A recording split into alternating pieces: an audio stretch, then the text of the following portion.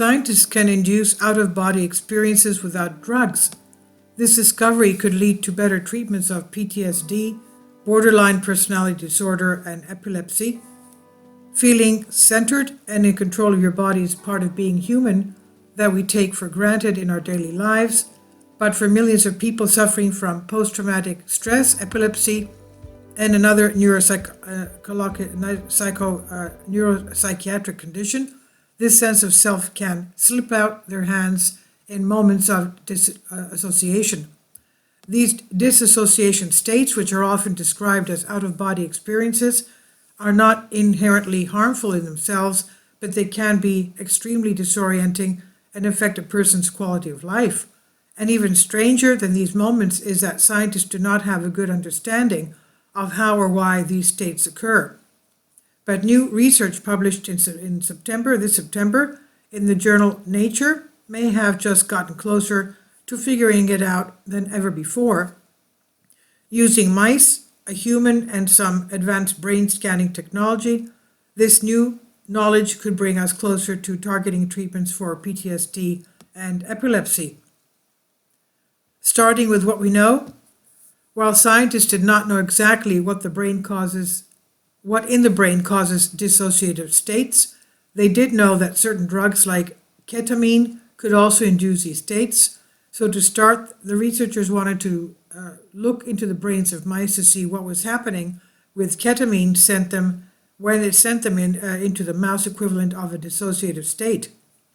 To determine whether ketamine was in fact eliciting a unique brain state. The unique brain state, researchers gave the mice a sampling of different sedatives or hallucinogenic drugs, including two other drugs like ketamine known to cause dissociation.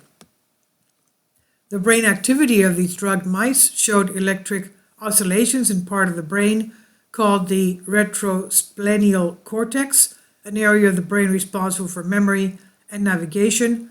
And importantly, these oscillations did not occur in response to other types of drugs like LSD.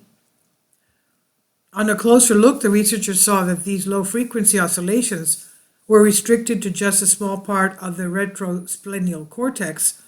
For a drug like ketamine, which causes activity across a wide swath of the brain, it was unexpected to see activities like this in such a concentrated area.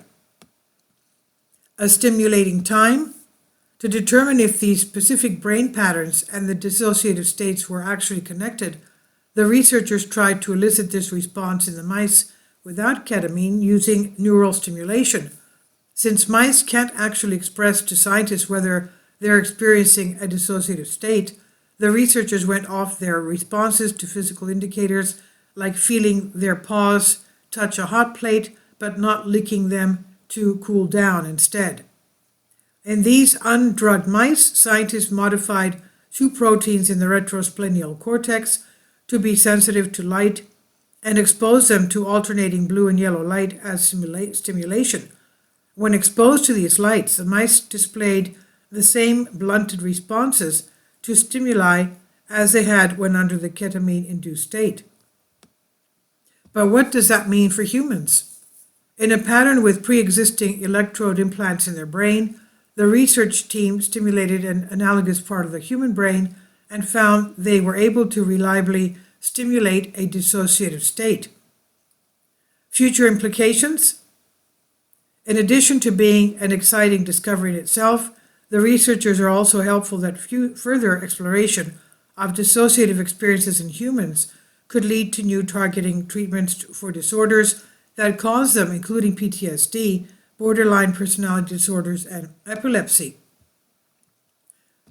Less tangible, but it's interesting. The study's senior author, Carl Disseroth, said that this could help scientists better understand what chemical reactions in our brain create our sense of self. Disseroth said this study has identified brain activity, circuitry that plays a role in a well-defined subjective experience. Disseroth is a professor of bioengineering and psychiatry and behavioral sciences at Stanford University. He says beyond this potential medical implications, it gets at the question, what is the self? That's a big one in law and literature, and important even for our own introspections.